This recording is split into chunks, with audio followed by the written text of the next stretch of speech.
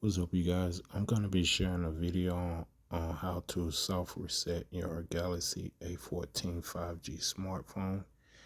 So basically, you want to just go to the settings here and scroll all the way down till you come to the About phone.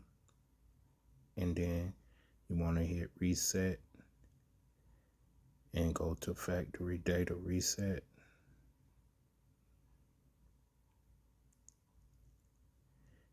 And then hit reset again. And then you want to just hit delete all.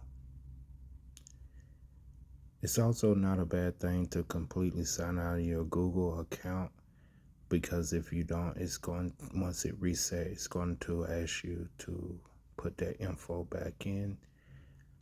So if you plan on selling the phone, this would be a very good idea.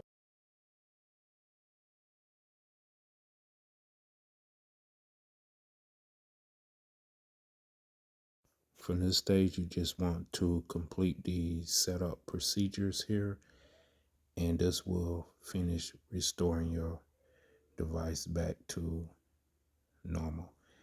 I hope this video was helpful to you guys in some kind of way. Feel free to like, comment, and subscribe. And until next time, you guys be safe, stay blessed, and have a wonderful day.